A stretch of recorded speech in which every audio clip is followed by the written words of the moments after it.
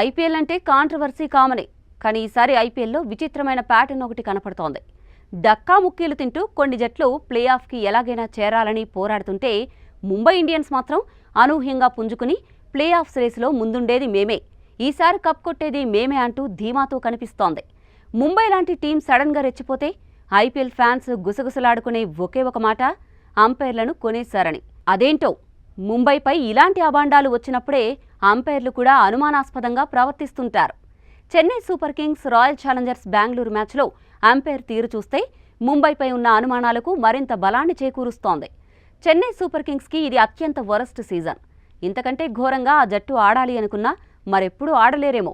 ఆ రేంజ్లో ఫ్యాన్స్ని డిజపాయింట్ చేసిన సిఎస్కే బెంగళూరు పైన మాత్రం తమ పూర్వ వైభవాన్ని ఆల్మోస్ట్ రుచి చూపించి లాస్ట్లో చతికిల పడింది. ఆయుష్ మాత్రే బ్యాట్తో తన ప్రతిభను చాటుకుని బెంగళూరు ఇచ్చిన భారీ టార్గెట్ని చాలా ఈజీగా చేసేస్తుంది అనుకున్నారంతా. ఇక్కడే సరిగ్గా ధోని నేనుండగా అసలు మ్యాచ్ ఎలా గెలుస్తారో బ్రో అంటూ తన జిడ్డు బ్యాటింగ్తో సిఎస్కేని కష్టాల్లో పడేశాడు. ధోని బరిలోకి దిక్కముందు డెవాల్డ్ బ్రేవిస్ క్రీజులోకి ఎంట్రీ ఇచ్చాడు. చాలా కాన్ఫిడెన్స్తో ఉన్న ఈ కుర్రాడు మొదటి బాల్కే ఎల్బీడబ్ల్యూగా అవుట్ అయ్యాడు. సరిగ్గా ఇక్కడే అంపైర్ తన ప్రతిభను చాటుకున్నాడు.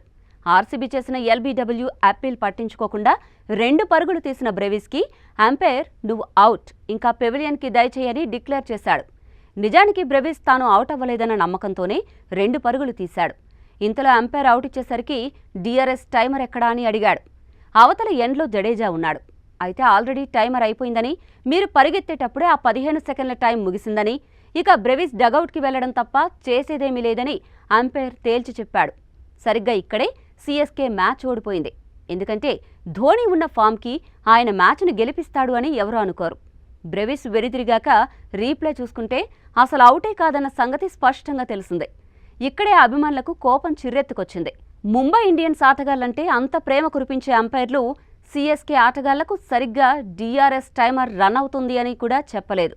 ఇషాన్ కిషన్ని గాలికి వదిలేసినట్టే ఇక్కడ డెవాల్డ్ బ్రేవిస్ని అంపైర్ అవుట్ అయ్యి ఇంటికెళ్లాల్సిందే అని అన్యాయంగా డిక్లేర్ చేశారంటూ తమ కోపాన్ని వెళ్లగక్కారు. ఈ సీజన్లో కొన్ని ఘోరమైన అంపైర్ నిర్ణయాలకు ఎస్ఆర్హెచ్, చెన్నై సూపర్ కింగ్స్ జట్లు బలయ్యాయి.